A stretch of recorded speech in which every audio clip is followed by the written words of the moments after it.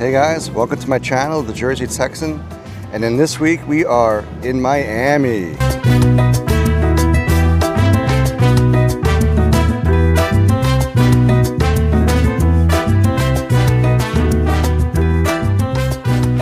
Is this your beast? What is this? This is called a Cyberx. It's made by Xeon Bikes. They're out of San Diego, California. Basically a mechanical engineer turned electrical engineer. Decided to build an extreme e-bike.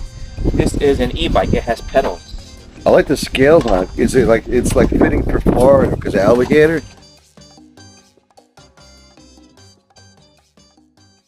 They overbuilt it. This should put to you that way. It's overbuilt by 240-pound frame. The back pod tires, they're flat on top, which makes a really smooth ride. I could fit 3 people on this seat. It has a 750-pound capacity, weight capacity. It has proprietary technology, software updates. It is governed for Florida at 46, but with a simple software update, I could get up to 100 miles an hour. She has LED side lighting. Believe these are fluorescent in the front, LED hazards and turning signals. It has a 2-stage security step to enter into my system. I take her off road. She's like a Humvee on 2 wheels. When I go into water, it's like a lot of grips. This is a big tire. She's gotten wet. She drives like on air, on rocks. It's got a flat surface on the tire. Hydraulic brakes. Commercial size motor. Shock in the back. Liquid shocks in the front. A battery that can go up to 100 miles on range. 5 speeds. And her name is F14. F14. F14 is her name.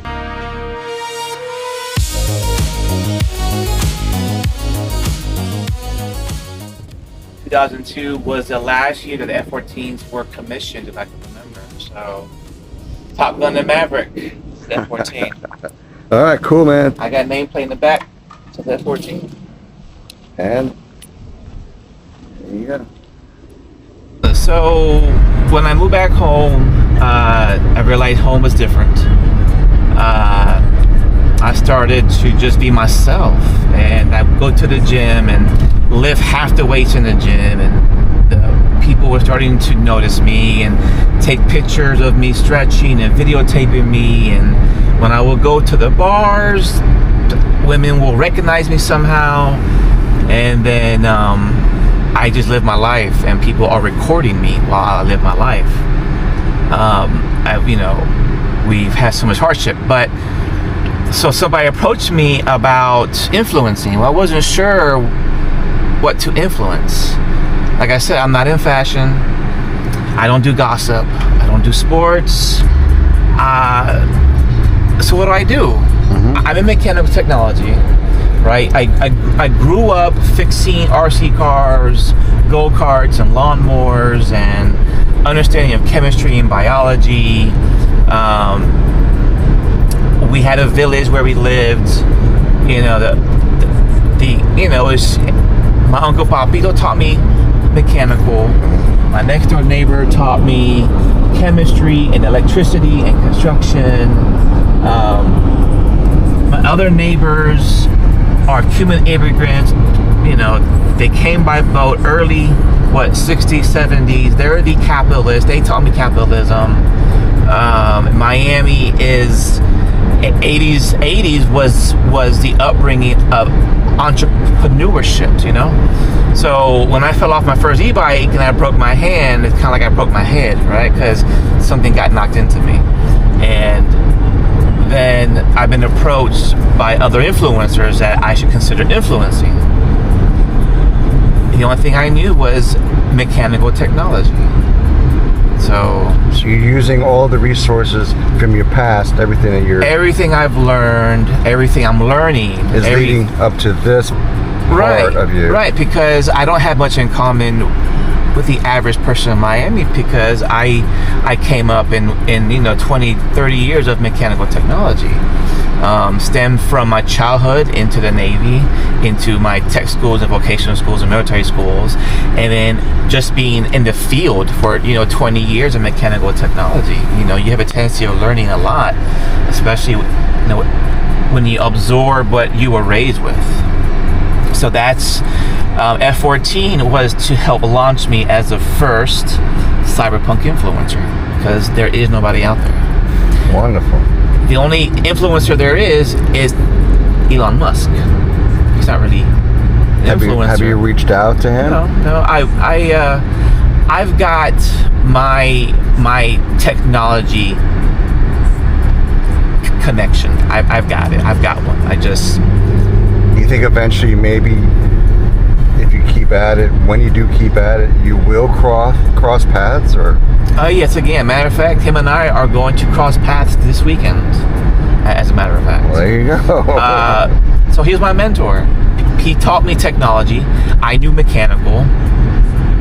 And he helped me sharpen up all my tools in my toolbox. And that's why I drive what I drive, and my haircut's my haircut, and why blonde. Well, it's not really blonde, it's yellow, because it's my daughter's color cancer, is yellow.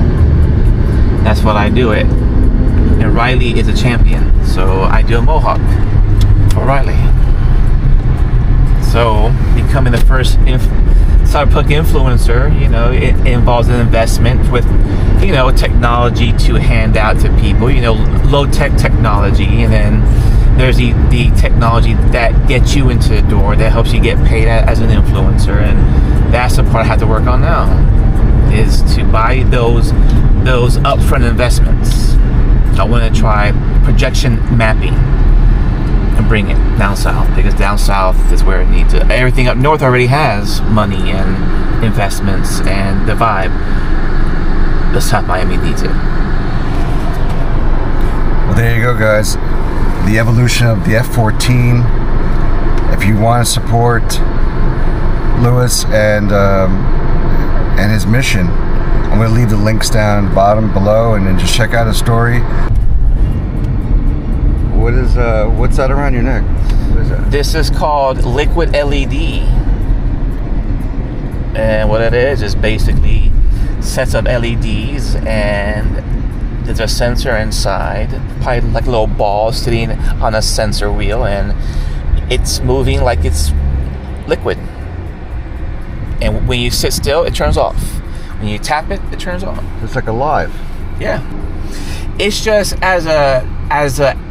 to me, as an influencer, you have to have stuff that nobody else has. And that's part of the... And that's part of influencing, is to get out there to inspire. Like, I went to the bar on Saturday night. It's like, oh my gosh, where'd you get it from? I said, well, I shop underground technology. So this is under the category of underground technology. Yeah. This is the first time I'm seeing it. So it's really fascinating. Yeah. Oh wow. It moves like water, and it weighs a little bit too. It's got a battery. It's got a USB charge. And what's really cool about this is when it starts charging, see how the LEDs are on the bottom. Yeah. Well, when it's charging, they go up top to let you know that it's charging. It's so cool. Yeah. Is there a link to get this, or is this just something you're developing now, or something you discovered? It's out there already, but it's out there already. I'll get the name for you. Okay. Well, when you get it, we'll leave the link on the bottom, and everyone can pick up your own LED. Done deal. You know who Pitbull is, right? Yes. He's from around. He's been in Miami a few times. He was born here. Oh, was he? Okay. And the bartender says, hey, his daughter's looking for you. And I said, who? Pitbull's daughter's looking for you. I brushed it off. Whatever. Then I'm on the streets of Brickell, and one of his staff members approaches me in the street and says, hey, we want to talk to you. These are AIs. It's got the speakers here. I talk into it. It's got a camera. So I've only heard of the Meta. This is like another form of... Yeah, so these are the technology. Oakley Vanguards. So these are AI. You tap here to stop. You do this for volume higher, volume lower. Picture cameras on off, and the wind is perfect. The wind goes right across the picture. As I'm flying down in Mach 3 on F14, yeah. you know, the wind just glides right across you. And it's stylish too. Yeah, they're nice. But it's minimalist. It's minimalist. A lot of people in technology do. They get everything that has everything, and then they use everything. No, you use technology for what you need it for, not for everything. Just what you need. Specializing. You know, like people had these big ass expensive watches. What for? Your phone has everything. You know, this vibrates to remind me I'm getting a phone call or an email. You know, Yeah. not to sit here and not use every function. So Pitbull. So Pitbull. So lo and behold, I was invited to his private tasting room. Pitbull's private, basically where Voli 305 is made. It is in as this little off the charts small warehouse district where it's made at, and I was invited by a gentleman who is a capitalist in Florida. He invited me to this little bar, and it was a speakeasy kind of bar. Yeah. You know, just people who know about it, and if you find it. And then I started going, and they have premium liquor. They can only sell what they have, and it's that quiet vibe. You know, on one side of the wall is this exclusive vinyl setup, speakers, amplifiers, equalizers, the turntable. That bar was the pilot for the new opening that's going to happen at the Falls. It's going to be, I think, when you walk in, like a restaurant bar type thing going on, and then behind these doors, behind this refrigerator, is a speakeasy door, and that's where you walk in, and that's artists, singers are going to be there. You know, those who are invited, VIP. So for all those who want to know more about this, we'll leave the links in the bottom, because this is something that's it's new. Yeah, it's new and underground stuff that I know about. So if you guys are interested in this, click the links, and you can follow him. And it sounds fantastic. It sounds very revolutionary, and I think you are the one to spearhead this technology and this movement. So it's a movement to wake up Miami. Miami is a traditional market, and it saddens me that I came from this market, but yet you never saw the opportunity when it was first presented to you. I saw the gap in the market, and I want to take advantage of it because nobody else is doing it. Nobody else is doing it. Nobody else has the balls to do it. You know, so yeah. Appreciate it. Thank you so much for your time. Oh, long story short, because of the anxiety, of the separation anxiety I had with my daughter, I sing now, R&B. I always sang, I just nobody ever knew until the separation anxiety really ate me up, and it brought me down and down and down and down, and then that's where I found my voice, and I reached out to Melissa, asked her for some advice. Melissa OTERO, our cousin, she's a famous singer. Yeah, lives in France now, and she's been working on promoting her album. So we do have a very talented family. Great seeing you again in Miami, and great hearing about your stuff. About the journey. The journey. The journey.